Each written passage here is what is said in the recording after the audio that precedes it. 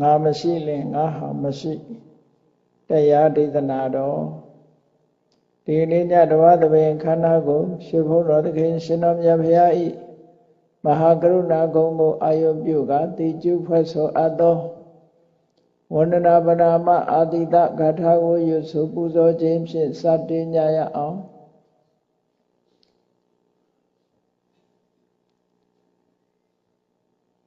ယောကပကောတိဟိပိယပမေယံကာလံကရွန်တော်တိဒုက္ခရာနိခေရံကတောလောကဟိတယာနာထောနမောမဟာကရုဏိကသတတ္တယောနာထောဝိနိယမြာစွာတတ္တဝါဤချမ်းသာစီးပွားလိုလားတောင်းတဂုံပေါင်းခါသဖြင့်နာထအမြင်ညာခြင်းရှင်တော်မြတ်ဖရာသည်ကပ္ပကောတိဟိပိဂရေကဘာအရေးအတွက်သင်္ချာတို့ဖြင့်တော်လဲအဘယ်မေယံရေအတွက်တိုင်းတာဖော်ပြခြင်းကမစွမ်းနိုင်ပါသောကာလံလေးအသင်ချေသိမ့်နေကဘာရှိကြသောကာလပတ်လုံးလောကဟိတယတတ္တလောကဤအကျိုးစီးပွားအလို့ငါအတိဒုက္ခရာနိယောသာတဲ့ခြေလက်အင်္ဂါမေတ္တာကြီးမှသမိတာနှင့်တထာဇနီစွန်ញင်းကြီးဟုကျက်တိထဝေငါးတဲ့အစုအလုံးခဲရင်သောအမှုတို့ကိုကရွန်တော်ဘုရားဖြစ်ရန်ရည်တန်ကြိုးကိုအာထုတ်တော်မူရသည်ဖြစ်၍ခေရန်လက်ချေမျက်လုံးအသက်ဆုံးရဲ့နှလုံးစိတ်ဝံကိုရောဤပင်မညင်းတို့ကတောဘဝဒါနကျိန်ဖန်များစွာရောက်တော်မူကြရရှာလေသည်မဟာကရုဏီကတတတ္တဝါများရင်ဝဲသားကဲ့သို့တနာချစ်ခင်မဟာကရုဏာရှင်ဖြစ်တော်မူသောသာသနာတသဝိနည်းများစွာတတ္တဝါဤချမ်းသာစီးပွားလိုလားတောင်းတဂုံပေါင်းခါသဖြင့်နာထအမြင်ညာ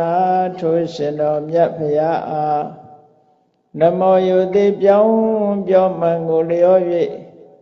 ကရောယုကျိုးရှိခိုးခြင်းသည်အထုဘဝတုစင်စစ်မသွေဖြစ်ပါစေတည်းသာဓုသာဓုသာဓု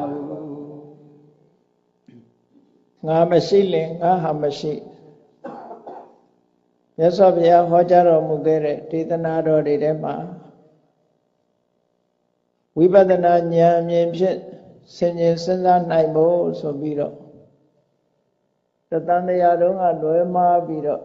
ထင်မြင်ယူဆလာကြတဲ့အစွဲအလန်းတွေကိုမြတ်စွာဘုရားသခင်ကိုရမြတ်ကရှင်းပေးတဲ့အနေနဲ့ဒီသုတ်တန်တွေကိုဟောတာဖြစ်တယ်သုတ်တန်ရဲ့အမည်နာမကိုနတ္တုမာကသုတ်လို့ခေါ်တယ်နတ္တုမာကရဲ့အဓိပ္ပာယ်ကဘာလဲလို့ဆိုရင်သင်တို့ဟာမဟုတ်လို့ဆိုတဲ့အဓိပ္ပာယ်ရတယ်လောကတစ်လျှောက်လုံးဟာငါဟာသူဟာဒီလိုလုပ်ပြီးတော့လာကြတာကိုမြတ်စွာဘုရားကဆုံးမဩဝါဒပေးတဲ့အနေနဲ့သင်တို့ဟာမဟုတ်ဘူး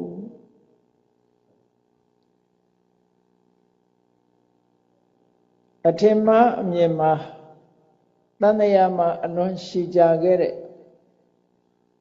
အထင်မှားအမြင်မှားတွေဟာလူတွေရဲ့စိတ်အစဉ်မှာစွဲကျင်တယ်များစွဲနေအလွန်ဒုတဲ့ကြီးမားစွာစွဲပြီးတော့နေတယ်ဒါကြောင့်မို့လို့အဲ့ဒီအစွဲတွေကိုပြုတ်ဖို့ဆိုတာတာမန်အားဖြင့်မလွယ်ဘူးအကြိမ်ကြိမ်ထပ်ထပ်ဆင်ញင်သုံးသပ်လို့ဝိပဿနာဉာဏ်နဲ့ဆင်ញင်သုံးသပ်မှဝိပဿနာတောင်ဉာဏ်ရင့်လာတဲ့အခါမှာဒီအစွဲတွေဟာကျင်းသွားနိုင်တယ်ငါမရှိရင်ငါမရှိဘူးဆိုတာတကယ်ပြောမယ်ဆိုရင်ရိုးရိုးလေးပဲငါမှမရှိရင်ငါဟာဆိုတာပဲရှိမလဲပေါ့အဲ့ဒါလို့ပဲ तू မရှိရင်လည်းသူဟာဆိုတာမရှိနိုင် तू မှမရှိတာနော်အဲ့တော့ငါမရှိရင်ငါဟာမရှိဘူးဆိုတာလို့ तू မရှိရင်လည်းသူဟာမှမရှိတာလောကမှာ तू ရှိမှသူဟာဆိုတာလည်းရှိနိုင်တယ်ငါရှိမှငါဟာဆိုတာလည်းရှိနိုင်တယ် အဲ့တော့ငါဆိုတာဘယ်သူကိုငါလုပ်နေကြသလဲဆိုတာဝိပဿနာဉာဏ်နဲ့စစ်ဆေးကြည့်ရမယ်ဝိပဿနာဉာဏ်မဖြစ်ခင်ဝိပဿနာဉာဏ်ရဲ့ရှေ့ပြေးအနေနဲ့သုတမယဉာဏ်မြတ်စွာဘုရားဟောကြားတဲ့တရားဓမ္မကိုနာပြီးတဲ့အခါကြလို့ရှိရင်ကြားနာခြင်းကြောင့်ဖြစ်ပေါ်လာတဲ့အသိဉာဏ်တစ်ခုရလာမယ်အဲ့ဒီရလာတဲ့သုတမယဉာဏ်ကိုပဲအသုံးချလို့ဘာဝနာမယဉာဏ်နဲ့ဆင်ញင်သုံးသပ်ပြီးတော့ကြည့်လိုက်မယ်ဆိုရင်ငါဆိုတာရှာလို့မတွေ့ငါဆိုတာရှာမတွေ့ရင်ငါဟာဆိုတာလည်းရှာမတွေ့နိုင်ဘူးမြတ်စွာဘုရားသုံးနှုန်းခဲ့တဲ့စကားလုံးထဲမှာအဟံကာရမမံကာရမာနနုတ္တယတဲ့အဟံကာရဆိုတာငါလို့အထင်ရောက်စေတဲ့ဒိဋ္ဌိမမံကာရဆိုတာငါဟာလို့အထင်ရောက်စေတတ်တဲ့တဏှာထင်မြင်ယူဆတဲ့မာနလို့ဆိုတဲ့ဒီတဘာဝတရား၃ခုဟာလူတွေရဲ့စိတ်အစဉ်ကြီးစိုးလွှမ်းမိုးပြီးတော့ထားတယ်အဲ့ဒီကြီးစိုးလွှမ်းမိုးထားတဲ့ဒီတရားတွေရဲ့အမြင်နဲ့ကြည့်လိုက်မယ်ဆိုလို့ရှိရင်ကြီးစိုးထားသည့်အတွက်ကြောင့်မိမိတဏ္ဍာမှာဖြစ်ပေါ်လာတဲ့ယုတ်တရားနံတရားတွေကိုယုတ်တရားနံတရားလို့မမြင်ဘဲနဲ့ငါလို့သွားမြင်တယ်ငါလို့မြင်လိုက်တဲ့ဖြင့်ငါဟာလို့လည်းပဲမြင်တယ်ပေါ့အဲ့ဒါကြောင့်မို့လို့ဒီအမြင်ဟာငါလို့မြင်တဲ့အမြင်ကဒိဋ္ဌိရဲ့အမြင်လို့ဒီလိုပြောဒီနေရာမှာမတူညီတဲ့သဘောလေးတွေကအနတ္တလက္ခဏာသုံးမှာဧတံမမဧသောဟမတမိဧသောမိအတ္တလို့ဧတံမမဆိုတဲ့အယူအစွဲဟာစွဲယူထားမှုဟာတဏှာရဲ့စွဲယူထားမှုဧသောဟမတမိဆိုတာမာနရဲ့စွဲယူထားမှုဧသောမိအတ္တဆိုတာကြတော့ဒိဋ္ဌိရဲ့စွဲယူထားမှုလို့တဏှာမာနဒိဋ္ဌိကိုဒီလိုဆိုတယ်အခုဒီစကားလုံးမှာအဟံကာရမမံကာရဆိုတာနဲ့ကြတော့အဟံဆိုတာဒီနေရာမှာအတ္တဆိုတဲ့စကားလုံးကိုအစားသုံးတဲ့သဘောအဓိပ္ပာယ်ရတယ်။ဒါကြောင့်မို့ငါမရှိဘူးဆိုတာအတ္တမရှိဘူးလို့ပြောတာ။အဲ့တော့အတ္တလို့ဆိုတဲ့မှားယွင်းတဲ့အယူဆတစ်ခုပြုလုပ်နေတာဟာဒိဋ္ဌိပဲ။မှားယွင်းတဲ့အမြင်တစ်ခုကြောင့်ငါလို့ထင်မှတ်တယ်ငါလို့ထင်မှတ်နေသည့်အတွက်ကြောင့်ငါရှိလာသည့်အတွက်ကြောင့်ငါဟာဆိုတာတွေသိမ့်ပိုက်မှုတွေဖြစ်လာတယ်အဲ့တော့ငါရှိလို့ငါဟာတွေရှိလာတဲ့အခါကျတော့မဆုံးနိုင်တဲ့အစွဲလန်းနေဒီနှစ်ခုကငါလို့ထင်တာဆိုတဲ့အယူဆရဲ့ငါဟာလို့ထင်တဲ့တဏှာရဲ့ဒီနှစ်ခုကစိတ်ထဲမှာအလွန်ဖမ်းချုပ်ထားနိုင်တဲ့စိတ်ကိုဆုပ်ကင်လွှမ်းမိုးထားနိုင်တဲ့ဥပါဒံတရားတွေဖြစ်တာပေါ့ဥပါဒံဆိုတာအလွန်ပြင်းပြင်းထန်ထန်ဆွဲထားတဲ့အစွဲအဲ့ဒီစိတ်ဆွဲလမ်းမှုကြီးကိုခြေဖြတ်ဖို့ဆိုတာတာမန်နဲ့မလွယ်ဘူးအဲ့ဒီဥပါဒံအစွဲရှိနေသေးသမျှပရိစ္ဆသမုပ္ပါဒ်မှာမြတ်စွာဘုရားဟောတယ်ဥပါဒနာပစ္စယဘောဥပါဒံဆိုတဲ့စိတ်ဆွဲလမ်းကြီးပြင်းထန်လာလို့ရှိရင်ထိုအစွဲလမ်းကိုအကြောင်းပြုပြီးတော့ဘဝတစ်ခုတိဆောက်တဲ့ကံတရားတွေလှုပ်လာကြတယ်ကုသိုလ်ကံကိုလှုပ်တယ်အကုသိုလ်ကံကိုလှုပ်တယ်အစွဲလမ်းကိုအခြေခံပြီးတော့လှုပ်တာအဲ့တော့လှုပ်တယ်ဆိုတဲ့နေရာမှာအစွဲလမ်းကိုအခြေခံတယ်ဆိုတာအမှန်ကိုမသိလို့စွဲလမ်းတာဒါကြောင့်မို့လို့အခြေခံတယ်ဆိုတဲ့နေရာမှာစွဲလမ်းမှုဆိုတဲ့နေရာမှာတဏှာဟာပို့ပြီးတော့ကျယ်ပြန့်တယ်ဒိဋ္ဌိကသူ့လောက်မကျယ်ပြန့်ဘူးတဏှာကပို့ပြီးတော့ကျယ်ပြန့်တယ်ကျယ်လဲကျယ်ပြန့်တယ်အားလည်းပိုကောင်းလာတယ်ပေါ့သို့တော့အပြစ်ထဲမှာကြတော့ဒိဋ္ဌိဆိုတဲ့မှားယွင်းတဲ့အယူကပို့ပြီးတော့ပြစ်ကြီးတယ်လို့ဘာဖြစ်လို့အဲ့ဒါပြောရတာတုံးလို့ဆိုရင်မှားယွင်းတဲ့အယူဆတရားဟာကိုယ့်ရဲ့စိတ်ထဲမှာခိုင်ခိုင်မြဲမြဲဆွဲသွားရင်နိယတမိစ္ဆာဒိဋ္ဌိလို့ခေါ်တယ်။အဲ့ဒီနိယတမိစ္ဆာဒိဋ္ဌိဆိုတဲ့ယူဆွဲတဲ့အမြင်မှားကြီးရှိပြီဆိုရင်အပင်ငရဲကြရင်တောင်မှကဘာချီပြီးတော့ခံရတယ်။နောက်ဆုံးမှာဘလောက်ထီအောင်ဆိုတော့ဆိုရင် အဲ့ဒီနိယတမိစ္ဆာဒိဋ္ဌိအယူဆွဲရှိတဲ့ပုဂ္ဂိုလ်ဟာတဏှာရဲ့သိငုတ်ဆိုတာဘယ်သူမှလည်းမနှုတ်နိုင်ဘူးအမတန်ခိုင်မြဲတယ်ပေါ့အလွန်ခိုင်မြဲတဲ့သိငုတ်ကြီးလို့တဏှာထဲမှာခိုင်မြဲနေမဲ့ပုဂ္ဂိုလ်လို့ဒီလိုဆိုလို့တဏှာကထွက်ဖို့ဆိုတာအလွန်ခင်းသွားတယ်ကဘာပြည့်ရင်တောင်မှပဲကဘာပြောင်းပြီးတော့ငရဲဒုက္ခကိုခံစားရတယ်ဒါကြောင့်မို့လို့အပြစ်ထဲမှာတော့ဒိဋ္ဌိကကြီးတယ်လို့ပြောအောင်သို့တော့သူကလွယ်လွယ်ကူကူနဲ့ဖြေပြောင်းလို့ရတယ်လို့ပြောအောင်တဏှာနဲ့စာရင်ပိုးလွယ်ကူလင်းလင်းမြန်မြန်ပြောင်းကွယ်နိုင်နေဖြေရှင်းလို့ရဒါကြောင့်မို့သောတာပန်ဖြစ်တာနဲ့တပြိုင်နက်ပထမမဲ့အဆင့်မှာတည်းပဲငါဆိုတဲ့အယူဆွဲကြီးဟာ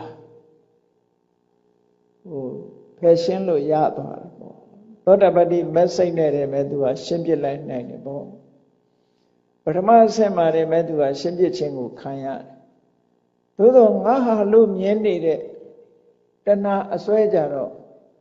သောတာပတိမက်နဲ့လည်းပြောင်းအောင်မရှင်းနိုင်ဘူးသဂရဂါမိမက်နဲ့လည်းပြောင်းအောင်မရှင်းနိုင်ဘူးအနာဂါမိမက်နဲ့လည်းပြောင်းအောင်မရှင်းနိုင်ဘူးမလေးပါအစုံကြီးအရဟတမေရောက်သွားတဲ့အခါကျတော့မှသူကပြောင်းရှင်းလို့ရတယ်ဒါကြောင့်မို့သူကပို့ပြီးတော့စွဲတယ်လို့ဒီလိုပြောအောင်ပေါ့ဒိဋ္ဌိစွဲတဲ့တဏှာစွဲကပို့ပြင်းထန်တယ်လို့ဒီလိုပြောအောင်၄ချိန်၄ခါ၄မဲ့၄ခါကြမှဒီတဏှာစွဲကိုဖြုတ်နိုင်တယ်အဲ့ဒီအစွဲတွေဖြစ်ဖို့ဟာအမှန်တမ်းအရေးကြီးလို့မြတ်စွာဘုရားကဟောတာငါမရှိဘူးငါမရှိလို့ရှိရင်ငါဟာဆိုတာလည်းမရှိဘူးဆိုတာသိချအောင်လို့မြတ်စွာဘုရားဒီသုတ်တန်လေးကိုဟောတာအဲ့တော့အဟံကာရမမံကာရမာနာနုတယငါဆိုတဲ့အထင်မြင်ကိုဖြစ်စေတတ်တဲ့ဒိဋ္ဌိရဲ့ငါဟာဆိုတဲ့အထင်မြင်တွေကိုဖြစ်စေတတ်တဲ့တဏှာရဲ့ဒီနှစ်ခုဟာဥပါဒံလို့ဆိုတဲ့ဖြင့်ဒီနှစ်ခုအခြေခံထားလို့ရှိရင်ကုသကံအကုသကံတွေရှိနေမှာဘဝဆိုတာမပြတ်နိုင်ဘူးပေါ့ဘဝမပြတ်လို့ရှိရင်ဘဝပစ္စယဇာတိဆိုပြီးဇာတိလာမယ်ဇာတိရှိလာလို့ရှိရင်ဇရာမရဏံဆိုတာနဲ့အဆုံးသတ်မယ်ဒီကြားထဲမှာလည်းပဲတောကဆိုတာတွေပရိဒေဝဆိုတာတွေဒုက္ခဒေါမနတဥပယတဆိုတဲ့ပြဿနာပေါင်း16000ဒုက္ခအစုဝေးကြီးနဲ့ရင်ဆိုင်ကြရအောင်မှာဖြစ်တယ်ပေါ့ဒါကြောင့်မို့လို့ဒီနှစ်ခုရှင်းဖို့အမတန်မှအရေးကြီးတယ်လို့အဲ့တော့ဒီတစ်ခုကိုရှင်းဖို့ရအတွက်အခြေခံအသိဉာဏ်အမတန်မှရေးကြည့်တာပေါ့အဲ့ဒီအခြေခံအသိဉာဏ်ကိုယထာဘူတဉာဏ်လို့ခေါ်တယ်ယထာဘူတဉာဏ်ကိုရအောင်အရင်ကြိုးစားရယထာဘူတဉာဏ်ရမှငါဆိုတာမဟုတ်ဘူးငါဆိုတာမရှိဘူးငါဆိုတာမရှိသည့်အတွက်ကြောင့်ငါဟာဆိုတာမရှိဘူးလို့ရှင်းရှင်းကြီးမြင်နိုင်မှာဖြစ်တယ်ဘယ်အရာတွေကိုငါလို့လူတွေကလုံးနေကြသလဲငါဟာလို့လုံးနေကြသလဲဆိုတဲ့နေရာမှာမြတ်စွာဘုရားကတဏှာသင်္ခေယတုတ်မှာရှင်မောက္ကလံကိုဟောတဲ့ထဲမှာတပ္ပေဓမ္မာနာလံအဘိနိဝေတာယတဗ္ဗေဓမ္မာနာလံအဘိနိဝေတာယသဘာဝတရားအလုံးဟာတဲ့အဘိနိဝေတငါလို့လည်းတွေးရမယ့်ဟာမရှိငါလို့တွေးဖို့မသင့်တော်ဘူးတဲ့ငါဟာလို့တွေးဖို့လည်းမသင့်တော်ဘူးဘယ်ကြပဲဖြစ်ဖြစ်ဘုန်းကြီးတို့တဏ္ဍာမှာရှိနေတဲ့ရုပ်ဖယ်ဖြစ်ဖြစ်နာမည်ဖြစ်ဖြစ်ငါလို့မှတ်ထားဖို့ရမသိတဲ့တရားပဲငါဟာလို့စိတ်ထဲမှာနှလုံးသွင်းမှုမသိတဲ့တရားပဲအဲ့တော့သဗ္ဗေဓမ္မာနာလံဘိနိဝေတာယဆိုတာနာလံဘိနိဝေတာယရုပ်တရားနာတရားသင်္ခါရတရားတွေဟာငါလို့နှလုံးမသွင်းတတ်ဘူးဘာဖြစ်လို့နှလုံးမသွင်းတတ်တယ်လဲလို့ဆိုလို့ရှိရင်ကြည့်လိုက်မယ်ဆိုလို့ရှိရင် သဘာဝတရားတွေဟာသူ့အချိန်ပိုင်းနဲ့အကြောင်းပေါ်မှာမူတည်ပြီးတော့ဖြစ်လာပြီးတဲ့အခါမှာပြတ်သွားနေတယ်ဖြစ်ပြီးပြက်ပြီးသာဝရပြောင်းလဲနေတဲ့အရာကြီးသာဖြစ်တယ်အဲ့ဒီပြောင်းလဲနေတဲ့အရာကြီးတစ်ခုကိုသွားပြီးတော့ငါလို့ပြောမယ်ဆိုလို့မသိတော့ဘူးတဲ့သို့တော့မသိတော့ဘူးလို့ဆိုပေမဲ့တတ္တဝါတွေအားလုံးဟာ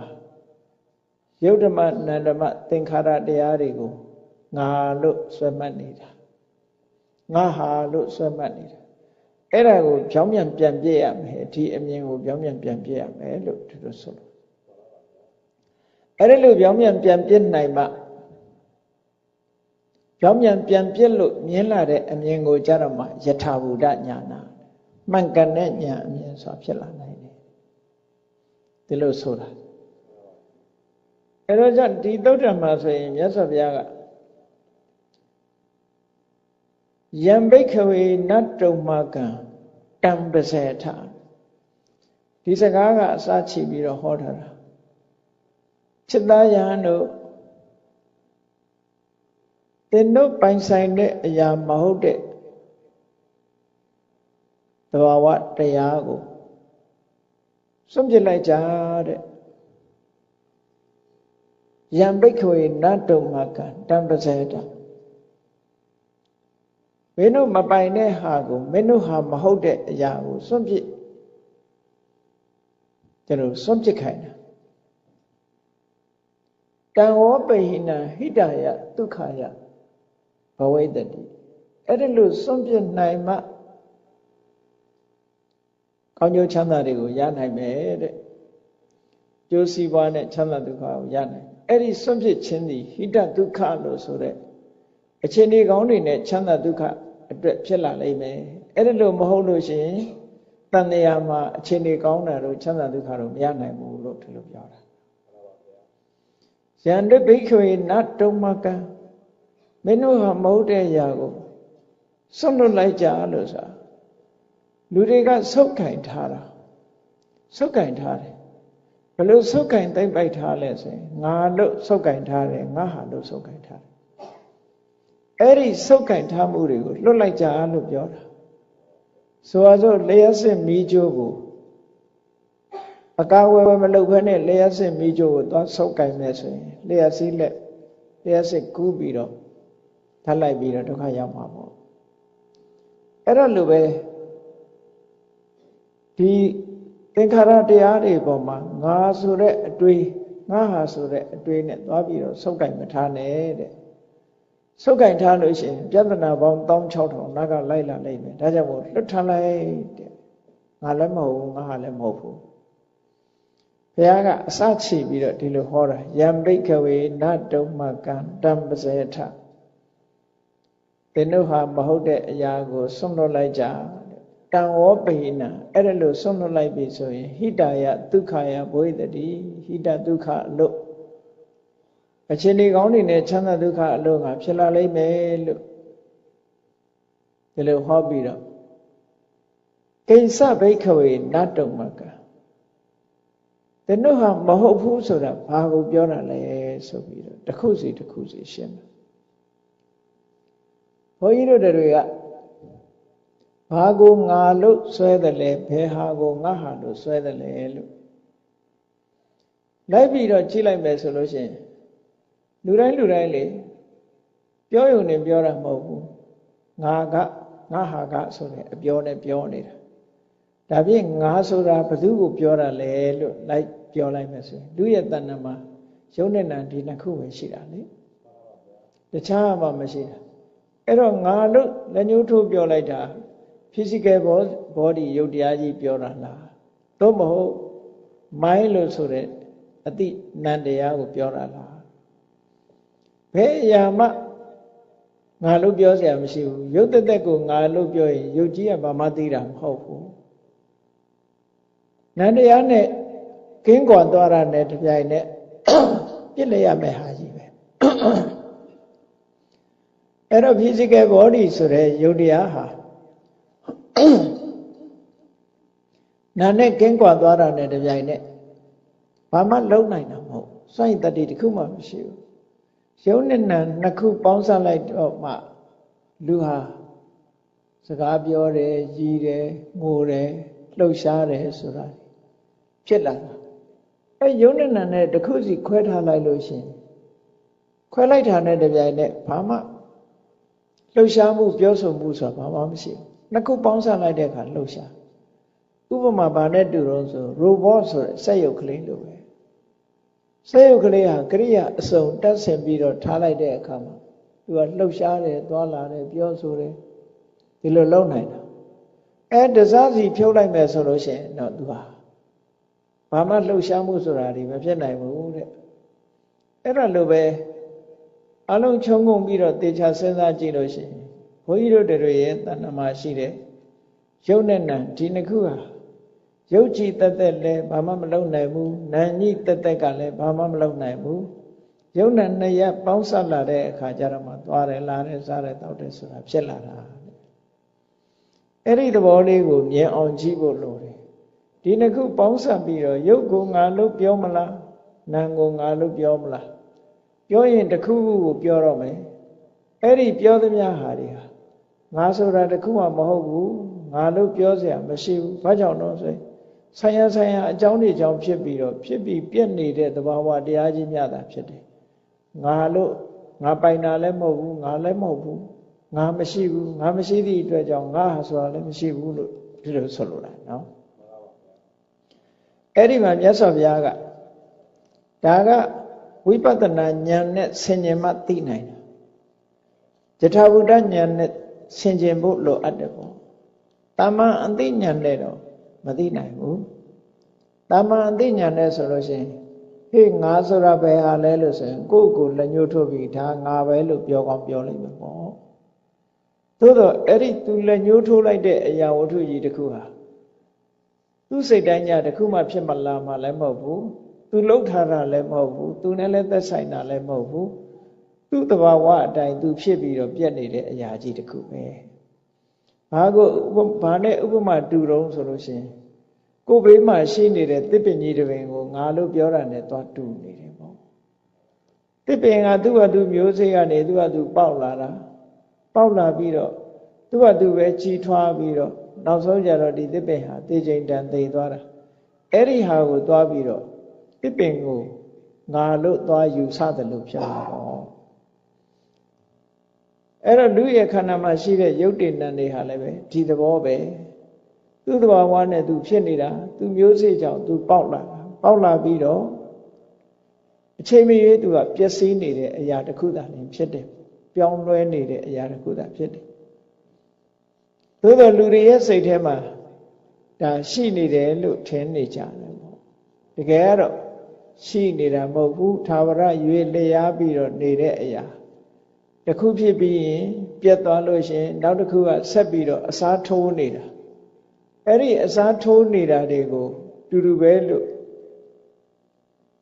လူတွေရဲ့အမြင်ထဲမှာမှားယွင်းပြီးတော့နေတာဒီလိုဆိုလို့တယ်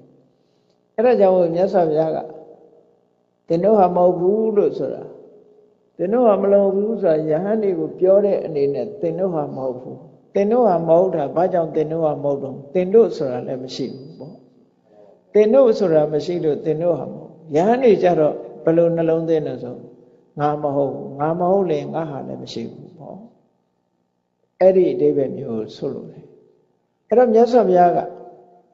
ဘယ်ဟာငါဟာမဟုတ်တယ်လဲဘယ်ဟာသင်တို့ဟာမဟုတ်တယ်လဲဆိုတာတစ်ခုစီရှင်းပြစက္ခုဘိက္ခဝေနတုံမကံတံပဇေထဘောရစကားနဲ့ပြောမယ်ဆိုလို့ရှိရင်မျက်လုံးလေးဟာသင်တို့ဟာမဟုတ်ဘူး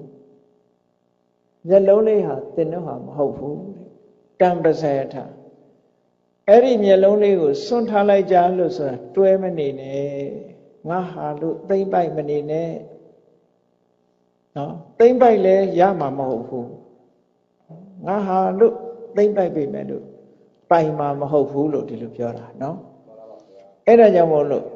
လွတ်ထားလိုက်ကြလို့ဆိုတာတွေ့တံမှုကိုလွတ်ခိုင်းတာမျက်လုံးကိုလွတ်ပစ်ခိုင်းတာမဟုတ်ဘူးမျက်လုံးကိုစွန့်ခိုင်းတာမဟုတ်ဘူးမျက်လုံးသည်သင်တို့ဟာမဟုတ် တင်တို့ဟာမဟုတ်သည့်မျက်လုံးပေါ်မှာတွေ့တမှုနဲ့စုပ်ကိုင်မထားနဲ့လို့တို့ပြောတာငါလို့အထင်နဲ့စုပ်ကိုင်မထားနဲ့ငါဟာဆိုတဲ့အထင်နဲ့စုပ်ကိုင်မထားနဲ့သူဟာသဘာဝတရားတသက်မြတ်တာဖြစ်တယ်ဆိုပြီးမျက်လုံးကနေစပြီးတော့ပြောလိုက်တာခန္ဓာကိုယ်မှာရှိသမျှအလုံးခြုံငုံပြီးတော့မြတ်စွာဘုရားဟောမှာ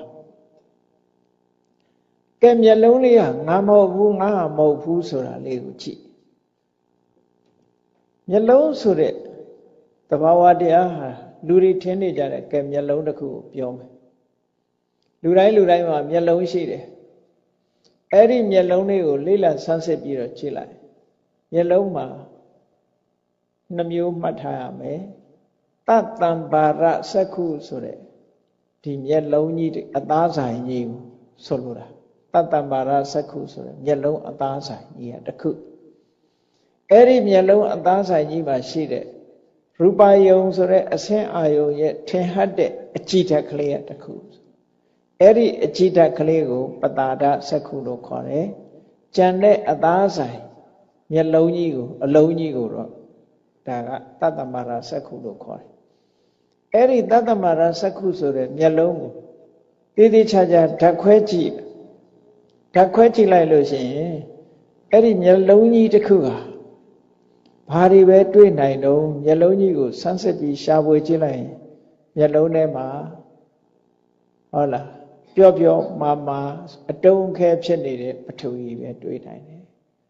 အဲ့ဒီပထဝီဖြစ်နေအောင်စုစည်းထားတဲ့အာဘောဆိုတာတွေ့နိုင်တယ်မျက်လုံးရဲ့ပူမှုအေးမှုဆိုတဲ့ဒီဇောကိုတွေ့နိုင်တယ်တွန်းခံထားတာဒီပုံတရံလုံးပုံတရံကြီးတစ်ခုရက်တည်နေအောင်တွန်းကန်ပြီးတော့ဆွဲယူထားတဲ့အာဝါယောဆိုတာတွေ့နိုင်တယ်ဆိုအလုံးဆိုတဲ့အရာကြီးကကြည့်လိုက်လို့ရှိရင်ပထဝီအာဘောတေဇောဝါယောဆိုဓာတ်ကြီး၄ပါးပဲဖြစ်တယ်အဲ့ဓာတ်ကြီး၄ပါးဟာဘယ်သူကထုတ်လုပ်ထားတာတုံးဆိုအဓိကကံကနေထုတ်လုပ်လိုက်တာကံတရားကနေထုတ်လုပ်လိုက်တဲ့အပေါ်မှာဥဒုတို့အာဟာရတို့ကထောက်ကူပေးတယ်စိတ်ကနေပတ်မိုးပြီးတော့ပေးတယ်ရုပ်တရားမှန်တယ်များအကြောင်း၄ခုနဲ့သက်ဆိုင်တယ်ပေါ့အဲ့တော့သူဒီအသားဆိုင်ကြီးဟာဖြစ်ပေါ်လာတဲ့အချိန်မှာကံကနေပြီးတော့ကံကြောင့်ဖြစ်ပေါ်လာပြီးတော့ဥဒုတို့အာဟာရတို့စိတ်တို့ ਨੇ အလုံးထောက်ပံ့ထားလို့ဒီအသားဆိုင်ကြီးမျက်လုံးကြီးဟာပေါ်လာတယ်ပေါ့အဲ့မျက်လုံးကြီးဆိုတဲ့နေရာမှာတတ္တမရစက္ခုဆိုတဲ့နေရာမှာသဘာဝအမျိုးအစားဘယ်လောက်ရှိသလဲဆိုရင်ခုနကကြည့်တဲ့ဓာတ်ကြီး၄ပါးပထမတွေ့ပြီအဲ့ဒီဓာတ်ကြီး၄ပါးပေါ်မှာမှီပြီးတော့နေတဲ့မျက်လုံးမှာကာလာကိုယ်တဲ့အဆင်းရောင်ရှိတယ်နော်တခါနမ်းရှုကြည့်မယ်ဆိုလို့ရှိရင်အနံ့ဆိုတာရှိတယ်လျာနဲ့ရဲကြည့်မယ်ဆိုရင်အရသာဆိုတာရှိတယ်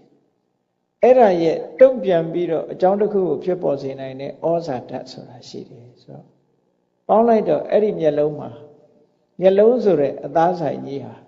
ဓာတ်ကြီး၄ပါးရဲ့ဥပါဒာယုတ်၄ခုရဲ့ဆိုတဲ့အစင်းအနတ်အရသာဩဇာဆိုတဲ့ဒီဓာတ်၄ခုရဲ့အဲ့ဒီဥပါဒာယုတ်၄ခုရဲ့ပေါင်းလိုက်တော့၈ခုဖြစ်တယ်အဲ့ဒီ၈ခုဟာဘလို့မှခွဲလို့မရတဲ့၈ခုအမြဲတမ်းတွဲပြီးတော့နေတဲ့၈ခုသို့တော့တစ်ခုနဲ့တစ်ခုသဘာဝချင်းတူသလားလို့ဆိုမတူဘူးအဲ့ဒီသဘာဝချင်းမတူတဲ့၈ခုဒီလိုထင်ထင်ရှားရှားရှိတယ်ပေါ့နော်အဲ့ထဲမှာနောက်ထပ်ဘာရှိသေးတုံးဆိုတာကြည့်လိုက်မယ်ဆိုလို့ရှိရင်ဘာဝဆိုတဲ့ဖိုမျိုးစိမမျိုးစိဆိုတာအဲ့ဒီမှာရှိတယ်ဘာဝဆိုတဲ့ဖိုမျိုးစိမမျိုးစိရှိတယ်တံဘဝဆိုတဲ့တုတ်သွေးဓာတ်တစ်မျိုးရှိတယ်ပေါ့နော်အဲ့ဒီမျက်လုံးထဲမှာမျက်လုံးအသားဆိုင်ကြီးမှာရှိနိုင်တဲ့အရာတွေကိုပြောတာဟောနောက်တစ်ခုကအခုခုနကအဝိတ္တိဘောဂယုတ်၈ခုလို့ခေါ်တယ်ဓာတ်ကြီး၄ပါးရဲ့အစင်းရဲ့အနံ့ရဲ့အရသာရဲ့ဩဇာ၈ခုအဲ့ဒီထဲမှာတံဘဝဆိုတဲ့တုတ်ဓာတ်ကိုထည့်လိုက်လို့ရှိရင်၉ခုနောက်တစ်ခါ ဇီဝိတဆိုတဲ့ပြန်ပြီးတော့ဖြစ်နေတာဇီဝိတကြောင့်ပြန်ဖြစ်နေနော်အနုဆိုပြတ်သွားရင်တခါတည်းပြတ်ဆိုတော့စဉ်းစားကြည့်ပေါ့ငါးတကောင်ဟာမတည်သေးဘူးဆိုရင်ဒုက္ခနာကမပုတ်ဘူးလေမပုတ်ဘူးငါတည်သွားပြီဆိုလို့ရှိရင်ပုတ်မှာပဲသိချာဘာလို့လဲဆိုရင်ဇီဝိတဆိုတာမရှိတော့ဇီဝိတကထိမ့်ပိထားသည့်အတွက်ကြောင့်သူကပုတ်သွားပြောင်းလဲသွားတာနော်ရေခဲတစ်တာတဲ့ထားရင်လည်းမပုတ်ဘူးလို့ပြောကောင်းပြောကြလိမ့်မယ်သို့တော့ဓာတ်ပြောင်းနေတာအဲ့ဒါနော်ဘို့လို့ပုတ်သွားတာကြီးတာမရှိတာအသက်ရှင်တဲ့အနေအထားမျိုးမဟုတ်ဘူးသူအသက်ရှင်နေပြီဆိုလို့ရှိရင်ကတော့ဒီကရုပ်ကထက်တလဲလဲအသစ်တွေတိုးပွားပြီးတော့သူကပုတ်သွားတဲ့အရာမဟုတ်ဘူးပေါ့ဆက်လက်ပြီးတော့ဖြစ်နေအဲ့ဒါကြောင့်မလို့ဇီဝိတဆိုတာထည့်လိုက်ရောဘာဝဆိုတာထည့်လိုက်ရောခုန၈ခုတည်းကိုဒီ၃ခုထည့်လိုက်တဲ့အခါကျ7ခုဖြစ်သွားတယ်ဟောဒါမျက်စိထဲမှာကြည့်မယ်ဆိုရင်ဒီဟာတွေတွေ့နိုင်တယ်မျက်လုံးကြီးထဲမှာတွေ့နိုင်တယ်သဘာဝတရားတွေတခါအဲ့ဒီထဲမှာကာယပတ္တရလို့ဆိုတဲ့အရာရှိတယ်ခန္ဓာကိုယ်တစ်ခုလုံးကိုပြန့်နှံ့ပြီးတော့တီးနေတဲ့ကာယပတ္တရဆိုတာရှိတယ်အဲ့ဒီကာယပတ္တရယုတ်ကလည်းပဲဒီမျက်လုံးထဲမှာအကုန်လုံးရှိပြီးတော့နေတယ်အဲ့တတ္တမရစကုထဲမှာတခါစက္ခုပတ္တရဆိုတဲ့မျက်စိအချီလေးတစ်ခုထည့်လိုက်လို့ရှိရင်အလုံး73ခုရှိသွားတယ်ဟောအဲ့ဒီ73ခုဟာကံ့ကြောင့်ဖြစ်တာ73ခုနော်ကံ့ကြောင့်ဖြစ်တာ73ခုဒီထဲမှာဓာတ်4ခုရယ်နော်ကံ့ကြောင့်ဖြစ်တာက14ခုစိတ်ကြောင့်ဖြစ်တာက14ခုနော်ဥရုကြောင့်ဖြစ်တာက73ခုဥရုကြောင့်ဖြစ်တာက73ခုနော်အာဟာရကြောင့်ဖြစ်တာ73ခုကံစိတ်ဥတုအာဟာရနော်အဲ့ဒါတွေကိုပေါင်းလိုက်လို့ရှိရင်သူက73အလုံးပေါင်းလိုက်တဲ့အခါကျတော့36ခုရှိနိုင်တယ်ပေါ့36ခုအဲ့36ခုအဲ့36ခုကိုပြန်ပြီးတော့ပြောရမယ်ဆိုလို့ရှိရင်ဓာတ်၄ပါးရယ်နောက်ပြီးတော့အစင်းရယ်အနံ့ရယ်အယတာရယ်ဩဇာရယ်ပေါင်းလိုက်တော့8ခုတံဘဝရယ်9ခုအဲ့ဒီ9ခုကိုကံစိတ်ဥတုအာဟာရအကြောင်း၄ပါးနဲ့မြောက်လိုက်လို့ရှိရင်36ဖြစ်တယ်အဲ့ဒါလို့မှတ်အောင်36မျိုးဖြစ်သွားတယ်เนาะအဲ့ဒီ36မျိုးတဲ့ပြီးတော့ဒါကကံ့ကြောင့်လည်းဖြစ်တယ်ဒီဓာတ်ကြီး၄ပါးရဲ့အစင်းအနံ့အယတာဩဇာဆိုတဲ့ဒီအထကလယုတ်8ခုသို့မဟုတ်ဒီအဝိနိဘောယုတ်8ခုအဲ့ဒီ8ခုဟာကံကြောင့်လည်းဖြစ်တယ်စိတ်ကြောင့်လည်းဖြစ်တယ်ဥရုကြောင့်လည်းဖြစ်တယ်အာဟာရကြောင့်လည်းဖြစ်တယ်အဲ့ဒါကိုမိပြီးတော့နေတဲ့တံဘဝလို့ဆိုတဲ့ဓာတ်တစ်မျိုးကလည်းပဲကံကြောင့်လည်းဖြစ်တယ်စိတ်ကြောင့်လည်းဖြစ်တယ်ဥရုကြောင့်လည်းဖြစ်တယ်အာဟာရကြောင့်လည်းဖြစ်တယ်အလုံးပေါင်းလိုက်တော့အဲ့ဒီ9ခုဒီ9ခုကိုကံစိတ်ဥရုအာဟာရ4ခုနဲ့မြောက်တဲ့အခါကျတော့36တဲ့အဲ့ဒါကိုတဖန်ဇီဝိတအသက်ဆိုတဲ့ဇီဝိတိန်တည်းအဲ့ဒါကကံကြောင့်သာဖြစ်တယ်နောက်ဘာဝဆိုတဲ့ဖိုမျိုးစိမမျိုးစိဒါလည်းပဲကံကြောင့်ပဲဖြစ်တယ်တခြားအကြောင်းကြောင့်မဖြစ်ဘူးနောက်ပြီးတော့စက္ခုပတ္တရမျက်စိအကြည်ဆိုတာလည်းကံကြောင့်ပဲဖြစ်တယ်ကာယပတ္တရကိုယ်အကြည်ဆိုတာလည်းပဲကံကြောင့်သာဖြစ်တယ်ပေါင်းလိုက်တော့ဒီ၄ခုကကံတစ်မျိုးတည်းကြောင့်ဖြစ်တာခုနက36ခုရယ်ဒီ၄ခုရယ်ပေါင်းတဲ့အခါကျတော့40ဟောမျက်လုံးဆိုတဲ့ထဲမှာအခုလိုရုပ်ပေါင်း40ရှိတယ်လို့ပြောတယ်မျက်လုံးကြီးတစ်လုံးထဲမှာကြည့်လိုက်မယ်ဆိုလို့ရှိရင်ဒီရုပ်40ခွဲခြားပြီးတော့ကြည့်လိုက်မယ်ဆိုရင်ဒီရုပ်40တွေ့ရအဲ့တော့အဲ့ဒီရုပ်40နဲ့ဖွဲ့စည်းထားတဲ့မျက်လုံးကိုဘယ်လိုလုပ်ပြီးတော့ငါဟာလို့ပြောလို့ရ ပြောလို့မရဘူးတဲ့ငါဟာလို့ပြောလို့မရတာဘာလို့လဲဆိုင်ရာအကြောင်းတရားတွေကဖြစ်ပြီးတော့သဘာဝတရားတက်တက်မျှတာဖြစ်တယ်ငါလို့လည်းပြောလို့မရဘူးငါဟာလို့လည်းပြောလို့မရဘူးတဲ့ဒီထဲမှာငါဆိုတဲ့တတ္တဝါခေါင်းဆိုတာလည်းမရှိဘူးငါဟာလို့ပြောเสียလည်းမရှိဘူးဒါကြောင့်မို့မြတ်စွာဘုရားကဒီတရားကိုဟောတဲ့အခါမှာအနတ္တရှုထောင့်ကနေဟောတာနော်အနတ္တရှုထောင့်ငါဆိုတဲ့သဘောကလည်းပဲစိတ်သုံးပြီးတော့နေတယ်ငါဟာဆိုတဲ့သဘောကလည်းပဲစိတ်သုံးနေတယ်ဒါကြောင့်မို့လို့ဒီမျက်လုံးဆိုတဲ့အရာမှာမျက်လုံးဆိုတဲ့အရာဟာငါလည်းမဟုတ်ဘူးငါဟာလည်းမဟုတ်ဘူးသဘာဝတရားများတက်တက်တာရှိတယ်ငါဆိုတာလည်းမရှိဘူးငါပိုင်တယ်ဆိုတဲ့အရာလည်းမရှိဘူးတဲ့ဒါကြောင့်မို့လို့တုံညဆိုတာအနတ္တလက္ခဏာရဲ့ရှုွက်တစ်မျိုးပဲပေါ့အဲ့တော့ဝိပဿနာဉာဏ်နဲ့ကြည့်လိုက်မယ်ဆိုလို့ရှိရင်အဲ့ဒီလိုအနတ္တရှုထောင့်ကနေပြီးတော့မိမိရဲ့မျက်လုံးကိုပဲယထာဘုဒ္ဓဉာဏ်နဲ့ကြည့်လိုက်တဲ့အခါမှာဒီအမြင်မျိုးကိုမြင်လာတယ်ပေါ့တုံညဆိုတယ်ဒါကြောင့်မို့တုတ်တန်တစ်ခုမှာမြတ်စွာဘုရားဘယ်လိုဟောတော့စက္ခုတုံညံအတ္တေနဝါအတ္တနိယေနဝါ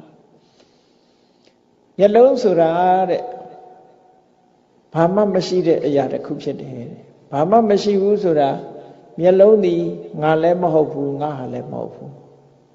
ငါလို့ပြောစရာလည်းမရှိဘူးငါဟာလို့ထုတ်ပြစရာလည်းတစ်ခုမှမရှိဘူးဒါကြောင့်မို့လို့တုံညဘာမှမရှိတဲ့အရာသင်္ခါရတရားတက်တက်မျှတာရှိတယ်လို့ဒီလိုဆိုလိုတာပေါ့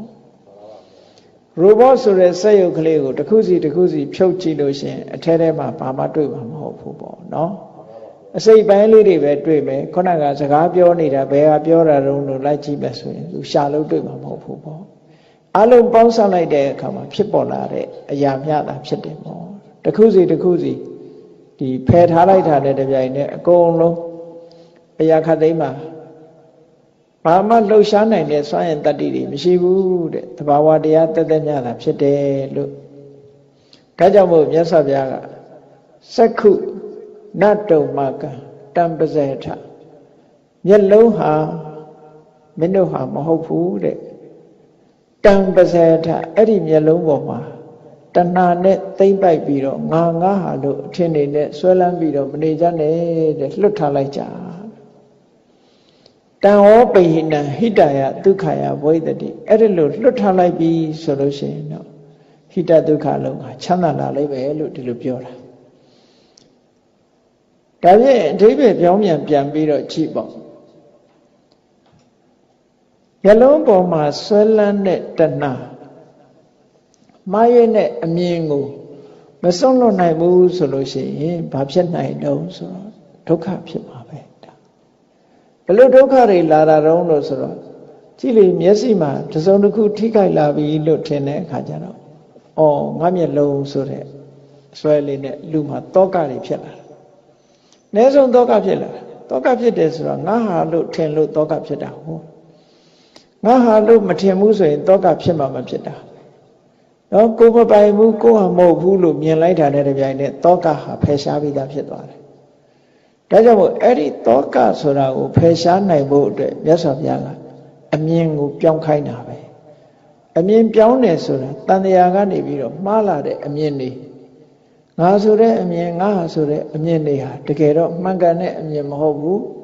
အဲ့ဒီမှန်ကန်တဲ့အမြင်မဟုတ်တဲ့အရာကိုပြောင်းခိုင်းလိုက်တာပြောင်းခိုင်းလိုက်လို့ရှိရင်ယထာဘုဒ္ဓဉာဏ်ဆိုတဲ့မှန်ကန်တဲ့အမြင်တစ်ခုရလာတယ်အဲ့ဒီရလာပြီဆိုတဲ့အခါမှာမျက်လုံးနဲ့ပတ်သက်ပြီးတော့စိုးရိမ်စိတ်ဆိုတာမရှိတော့မျက်လုံးနဲ့ပတ်သက်ပြီးတော့ငါဟာလို့သိမ့်ပိုက်လိုက်တဲ့ဖြင့်မျက်လုံးကိုကာကွယ်ဖို့ငါဟာကိုတည်မြဲဖို့ဆိုတဲ့အနေနဲ့အကုသိုလ်တွေလှုပ်ရှားလည်းမရှိတော့အဲ့တော့အကုသိုလ်တွေဟာတိုးတက်လာတာမရှိတော့သူ့ကိုအကြောင်းပြုပြီးတော့တဏှာလည်းမဖြစ်တော့ဘူးဒိဋ္ဌိလည်းမဖြစ်တော့ဘူးတဏှာဒိဋ္ဌိမဖြစ်သည့်အတွက်ကြောင့်ဆွဲလန်းမှုသူ့ကိုအကြောင်းပြုပြီးတော့ကုသိုလ်လုပ်တာအကုသိုလ်လုပ်တာဘဝကိုတိဆောက်တဲ့ကံတွေလည်းမလာတော့ဘူးကံတွေမလာလို့ရှိရင်ဇာတိဆိုတာမလာဘူးเนาะ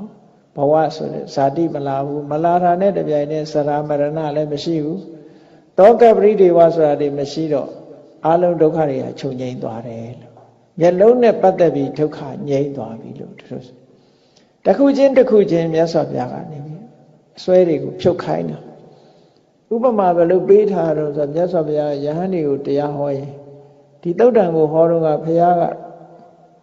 ဇေရွန်ကျောင်းထဲမှာဟောတာဇေရွန်ကျောင်းထဲမှာဟောတဲ့အခါကျတော့တစ်ပင်တွေကိုမြတ်စွာဘုရားပြပြီးတော့ကဲဇေရွန်ကျောင်းထဲမှာမြက်တွေတစ်ပင်တွေရှိတယ်အဲ့ဒီမြက်တွေတစ်ပင်တွေကိုမျက်ရည်သမားကမြက်ကိုလာရိုက်မယ်တစ်ပင်ကိုခုတ်ပြီးတော့တစ်ကိုင်းကိုယူမယ်ဆိုလို့ရှိရင်ယဟန်နေအနေနဲ့ဘယ်လိုခံစားရလဲအေးမျက်ရိပ်သွားရင်လည်းငါ့ကိုရိပ်သွားတယ်ငါ့ဟောရိပ်သွားတယ်လို့ခံစားရတာမခံစားရပါဘူး။ဟော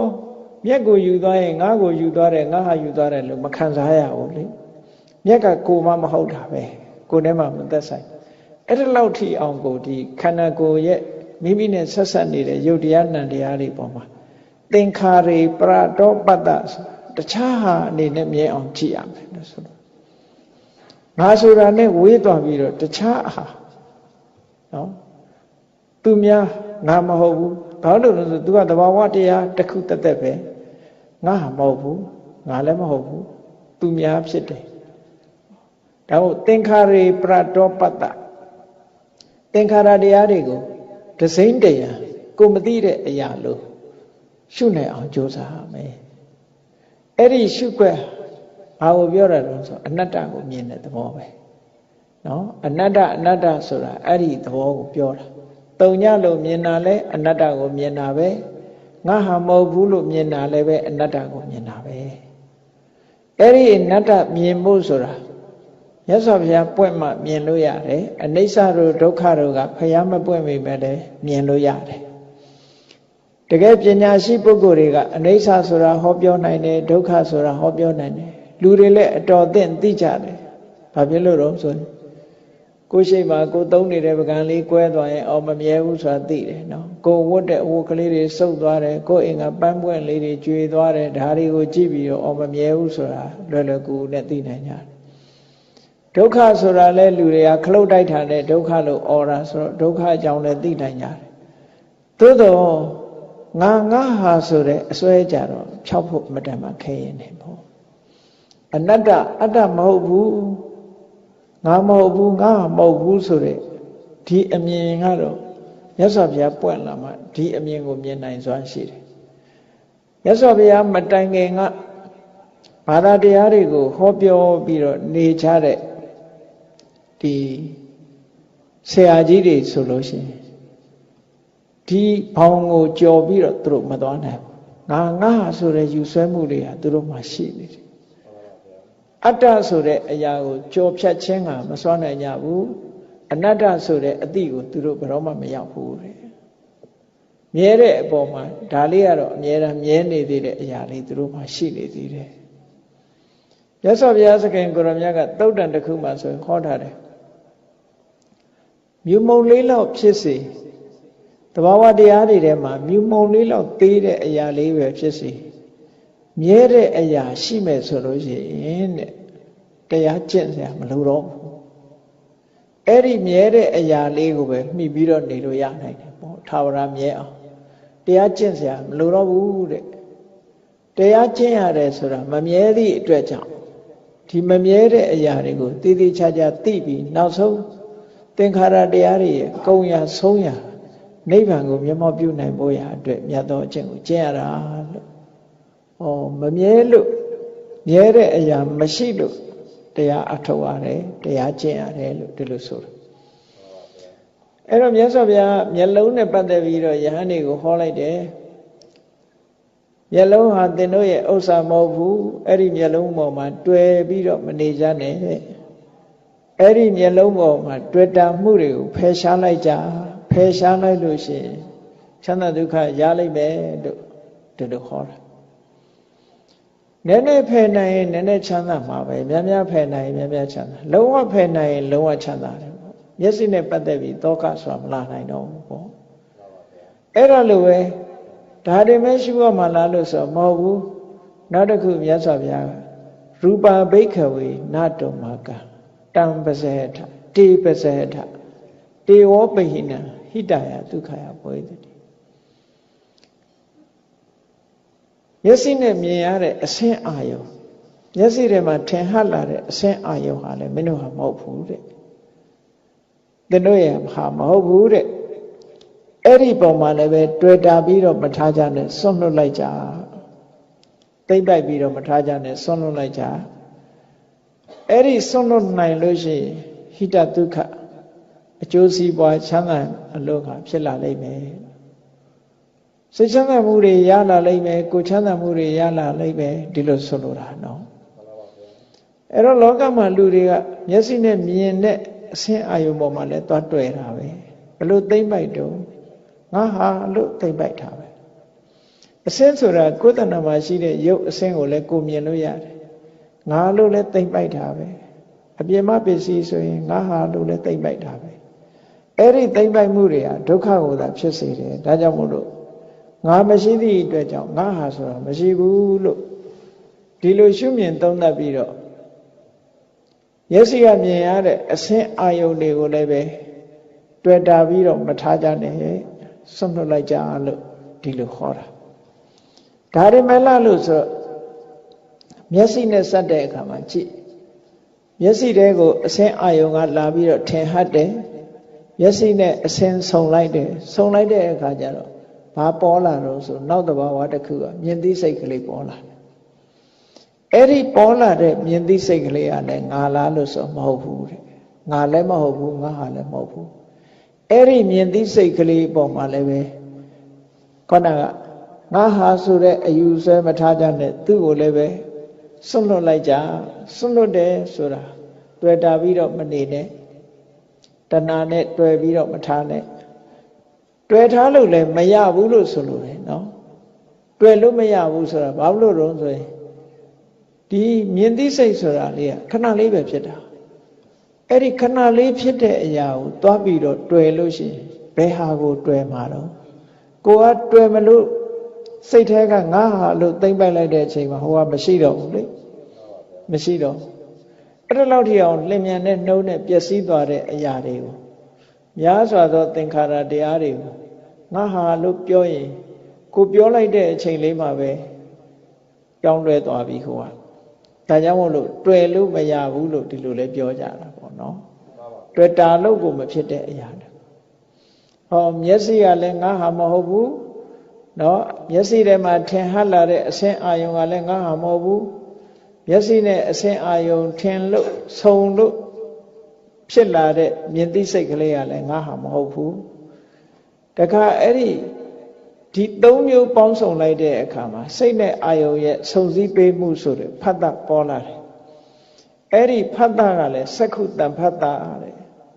မျက်စိနဲ့ပတ်သက်ပြီးတော့ဖြစ်ပေါ်လာတဲ့ဒီအာယုန်နဲ့စိတ်ကိုဆုံးစည်းပေးတဲ့ဖတ်တာဆိုတဲ့သဘောတရားဟာလည်းပဲငါဟာမဟုတ်ဘူးအဲ့ဒီပုံမှာလည်းတွေ့တာပြီးတော့မထားနဲ့အဲ့ဒီဖတ်တာကြောင့်ဖြစ်ပေါ်လာတဲ့ဒုက္ခဒုက္ခအဒုက္ခမဒုက္ခချမ်းသာတယ်ဆင်းရဲတယ်ချမ်းသာဆင်းရဲနှစ်ခုနဲ့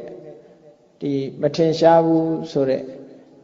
အဒုက္ခမဒုက္ခဝေဒနာဒီစိတ်ရဲ့ခံစားချက်၃မျိုးဟာလည်းပဲငါမဟုတ်ဘူးငါဟာလည်းမဟုတ်ဘူးတဲ့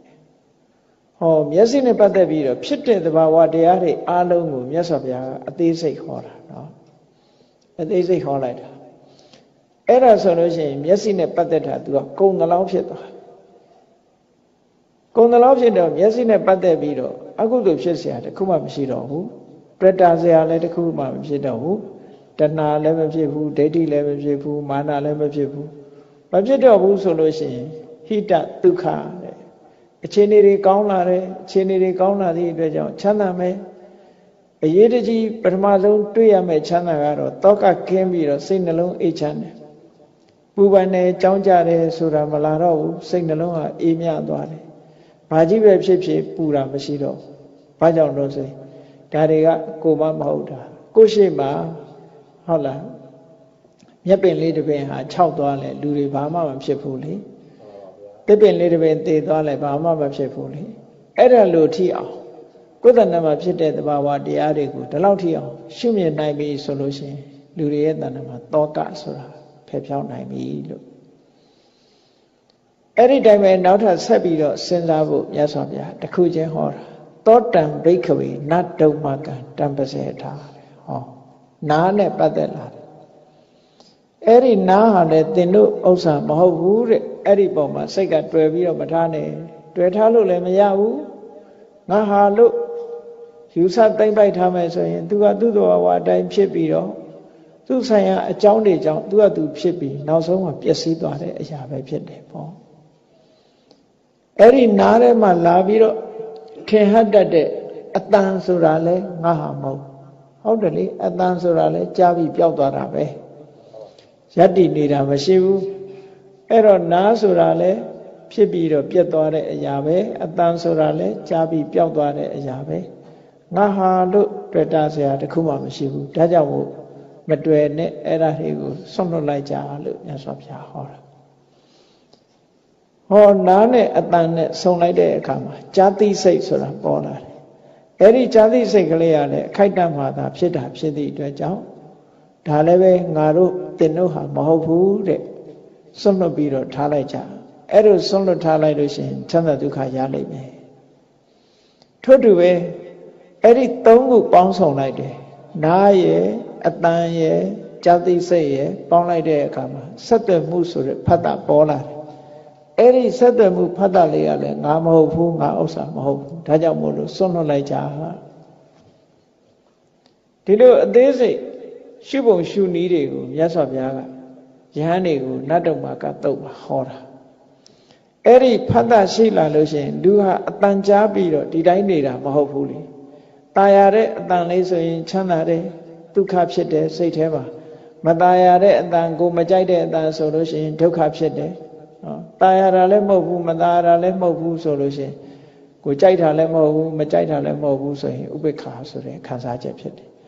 အဲ့ဒါဟာလည်းပဲငါမဟုတ်ဘူးငါမဟုတ်ဘူးလို့ရှုနိုင်ရမယ်ဒါကိုလည်းပဲဆွန့်လွတ်လိုက်ကြလို့ဒါကနားပဲဆိုင်ရာနဲ့ပတ်သက်ပြီးတော့ပြောတာအလုံးက၅ချက်အလုံးပဲသွားမယ်ကဲနှာခေါင်းနဲ့ပတ်သက်လာတဲ့အခါမှာလည်းပဲဒီတိုင်းပဲတခုစီနှာခေါင်းဟာငါမဟုတ်ဘူးငါမဟုတ်ဘူးနှာခေါင်းထဲမှာရရှိလာတဲ့အနံ့ဟာလည်းပဲငါဟာမဟုတ်ဘူးနော်အဲ့ဒီနှာခေါင်းနဲ့အနံ့ပေါင်းစုံခြင်းကြောင့်နံသိစိတ်ကလေးပေါ်လာတယ်အဲ့ဒီနံသိစိတ်ကလေးကလည်းငါဟာမဟုတ်ဘူးအဲ့ဒီနံသိစိတ်ကလေးပေါ်လာတဲ့နောက်မှာအာယုန်နဲ့စိတ်နဲ့ဆက်သွယ်ပြီးတဲ့ဖတ်တာဆိုတာပေါ်လာတယ်ဒါလည်းငါဟာမဟုတ်ဘူးနာမှုကိုအကြောင်းပြုပြီးတော့စိတ်ထဲမှာကောင်းတာဆိုရင်ချမ်းသာတယ်မကောင်းဘူးဆိုရင်စိတ်ဆင်းရဲတယ်စိတ်ဆင်းရဲမှုချမ်းသာမှုဆိုတဲ့နှစ်ခုစัจ जा မှာခံစားမှုလေးတွေပေါ်တယ်အဲ့ဒါလည်းငါဟာမဟုတ်ဘူးအသေးစိတ်နော်သူဆိုင်ရာဖြစ်ပေါ်လာတဲ့အချိန်မှာမြတ်စွာဘုရားကရှုဖို့ဟောတာအကုန်လုံးကြည့်ရမှာမဟုတ်ဘူးဆိုပါစို့မျက်လုံးနှလုံးကိုဖွင့်ကြည့်လိုက်တဲ့အခါမှာဒါတွေကအစဉ်တိုင်းဖြစ်လာမှာပဲပေါ့မျက်စိဖွင့်လိုက်လို့ရှိရင်မျက်စိနဲ့အစဉ်ဆုံးလာမယ်မြင်သိစိတ်ပေါ်လာမယ်ဆက်သွယ်မှုဖတ်တာပေါ်လာမယ်ခံစားမှုဝေဒနာပေါ်လာမယ်အဲ့ဒီအရာခတ်သိမ်းဟာတခုမှငါလို့ရှုရမယ့်အရာမရှိဘူးအလုံးဟာငါလည်းမဟုတ်ဘူးငါလည်းမဟုတ်ဘူးလို့ဒီလိုမှန်ကန်တဲ့အမြင်နဲ့မြင်နိုင်အောင်ကြိုးစားအထောက်ရမယ်ကဲထို့တူပဲထမင်းစားတဲ့အခါမှာလျှာရှိတယ်လျှာပေါ်မှာအရသာလေးပေါ်လာပြီဆိုရင်ကဲထမင်းစားရင်မြတ်စွာဘုရားကဆင်ញင်သုံးသပ်ဖို့အဲ့ဒီလျှာဆိုတာလေသင်တို့ဟာမဟုတ်ဘူးတဲ့အဲ့ဒီလျှာကိုငါတို့ဟာလို့ဆိုပြီးတော့စိတ်ထဲမှာတွေ့တယ်မထားနဲ့ဆွန့်လွတ်လိုက်တယ်အဲ့ဒီဆွန့်လွတ်မှချမ်းသာနိုင်မယ်တဲ့အတွေ့အတာတွေမထားနဲ့အဲ့ဒီလျှာပေါ်မှာကြာရောက်ထင်းလာတဲ့အရသာဆိုတာပေါ်လာလိုက်အဲ့ဒီပေါ်လာတဲ့အရသာလေးကလည်းပဲငါလည်းမဟုတ်ငါဟာလည်းမဟုတ်ဘူးသင်တို့ဟာမဟုတ်ဘူးဒါကြောင့်မို့ဒီပေါ်မှာလည်းပဲမတွေ့တာလိုက်နဲ့ဆွန့်လွတ်လိုက်ကြအဲ့ဒါလို့လျှာနဲ့အရသာနှစ်ခုဆုံလိုက်တဲ့အခါမှာအရသာကိုသိတဲ့စိတ်ကလေးပေါ်လာလေ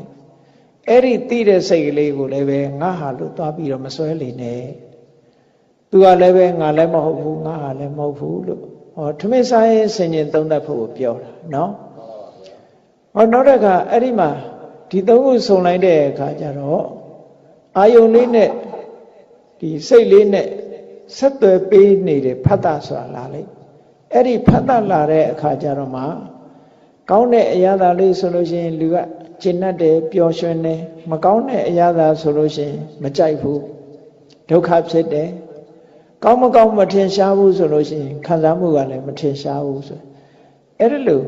ခံစားမှုလေးတွေပေါ်လာလိမ့်မယ်အဲ့ဒီပေါ်လာတဲ့ခံစားမှုတွေဟာလည်းပဲငါမဟုတ်ဘူးလို့ဟောထမင်းစားရင်လည်းပဲဒီဟာကိုအာယုံပြုပြီးတော့ဆင်ញံသုံးသပ်ဖို့ဆိုလိုတာကဒီအစွဲလန်းတွေကိုမြတ်စွာဘုရားဖြုတ်ဖို့ရဟောနေတာတစ်ခုစီတစ်ခုစီအဲ့တော့စာအနေနဲ့တော့အစုံဟောတာပေါ့အစုံဟောတဲ့အခါမှာကိုရှုတဲ့အခါမှာတခါတည်းအကုန်ရှုလို့မရဘူးဆိုင်ရာလေးနဲ့ပဲကြည့်ပြီးတော့ရှုရမျက်စိနဲ့အစဉ်အာယုံကိုမြင်တဲ့အခါမှာမျက်စိဆိုင်ရာတွေကိုရှုနားနဲ့အတန်ကိုကြားတဲ့အခါမှာဆိုင်ရာတွေကိုရှုနှာခေါင်းထဲကအနံ့ရတဲ့အခါမှာဆိုင်ရာကိုရှုလျှာနဲ့အရသာခံစားတဲ့အခါမှာဆိုင်ရာတွေကိုရှုလို့ဒီလိုဆိုလို့တယ်နောက်ခန္ဓာကိုယ်လေးကကိုယ့်ကိုထိုင်းနေတယ်ဆိုလို့ရှိရင်လည်းကြည့်ထိုင်းနေတယ်ဆိုတာကိုယ့်ရဲ့အသားနဲ့ထိုင်တဲ့နေရာနဲ့ထိနေတယ်ထိတယ်ဆိုလို့ရှိရင်ထိတာဟာမာကြောထိတာလားပျော့အေးထိနေတာလားသို့မဟုတ်ပူနွေးလားသို့မဟုတ်အေးဆက်လားတခုခုတော့ရှိမှာပဲပေါ့အဲ့ဒီမှာခန္ဓာကိုယ်ဆိုတဲ့ကာယပတ္တာရကလည်းပဲငါဟာမဟုတ်ဘူးထိတဲ့ဖုဒ္ဓဘာယုတ်ဆိုတာလည်းငါဟာမဟုတ်ဘူးဘယ်ရာမှငါဟာမဟုတ်အဲ့ဒီနှစ်ခုပေါင်းစုံလို့ထိမှန်းသိတဲ့အသိစိတ်ကလေးကလည်းငါဟာမဟုတ်ဘူးအဲ့ဒီအသိစိတ်လေးနဲ့ဖြစ်ပေါ်လာတဲ့အခါမှာဆက်သွယ်ပေးမှုဆိုတဲ့အာယုန်နဲ့စိတ်ကိုဆက်သွယ်ပေးတဲ့ဖတ်တာဆိုတာလေးပေါ်လာတယ်ဒါလည်းပဲငါဟာမဟုတ်ဘူးအဲ့ဒီဆက်သွယ်ပေးမှုကိုအကြောင်းပြုပြီးတော့စိတ်ထဲမှာခံစားမှုတွေပေါ်လာလိမ့်မယ်အဲ့ဒီခံစားမှုလေးတွေကလည်းပဲငါဟာမဟုတ်ဘူးလို့ထိုင်းနေရင်ကိုနှလုံးသွင်းရမယ်အချက်တစ်ခုပဲပေါ့ကလထိုင်ပေါ်မှာပဲထိုင်ကြမ်းမြင်ပေါ်မှာပဲထိုင်နေတဲ့အခါမှာအခုလိုသဘာဝတရားတွေရှိတယ်ဆိုတာဒါတတိထားပြီးတော့ဆင်ញင်ဖို့ပေါ့မြတ်စွာဘုရားကအစွဲလန်းနေအထင်အမြင်တွေအလုံးပြုတ်သွားအောင်ဟောတဲ့တရားဒီတရားအဲ့တော့ဒီကမ္မထာအာမထုတ်တဲ့ပုဂ္ဂိုလ်အရက်ထဲမှာကိုယ့်ဘက်ကိုဒီတိုင်းစိတ်ကိုလွတ်ထားတဲ့ပုဂ္ဂိုလ်ဆိုလို့ရှိရင်ဒီအလုပ်တွေလုပ်နေတာပြင်းစရာကြီးလို့ထင်ကောင်းထင်လိုက်ပဲဒါကတရားရဲ့ဓမ္မရဲ့အမြင်ပဲအဲ့ဒါလို့မရှုစင်နိုင်ဘူးဆိုရင်ပြဿနာတွေဘာတွေတက်လာတော့ဆိုလောဘတွေဖြစ်လာလိမ့်မယ်ဒေါသတွေဖြစ်လာလိမ့်မယ်ဖြစ်လာတဲ့လောဘဒေါသကိုအကြောင်းပြုပြီးတော့အကုသိုလ်တွေနောက်ကတတိတန်းကြီးကိုယ်တဏ္ဍာမှာဖြစ်ပေါ်လာလိမ့်မယ်အဲ့ဒါတွေမဖြစ်အောင်တားတဲ့ဤစနစ်ပဲတရားကဟောတန်တရားထဲမှာထွက်မြောက်လို့ရအောင်တားတဲ့ဤစနစ်ပဲအေးကောင်းပြီမျက်စိနဲ့ကြည့်နေတာလည်းမဟုတ်ဘူးနားထောင်နေတာလည်းမဟုတ်ဘူးနှာခေါင်းကနေအနံ့ရနေတာလည်းမဟုတ်ဘူးလျှာနဲ့အရသာခံနေတာလည်းမဟုတ်ဘူးခန္ဓာကိုယ်အထိတွေ့နဲ့ထိတွေ့နေတာလည်းမဟုတ်ဘူးစိတ်ကနေအာယုန်တစ်ခုကိုယူပြီးတော့ကြံတွေးနေတယ်ဆိုတဲ့နေရာမှာကြည့်စိတ်ရဲ့ကြံတွေးတဲ့အာယုန်ရဲ့နှစ်ခုစိတ်ကလည်းငါမဟုတ်ဘူးငါဟာမဟုတ်ဘူးကြံတွေးနေတဲ့အာယုန်ကလည်းငါလည်းမဟုတ်ဘူးငါဟာလည်းမဟုတ်ဘူး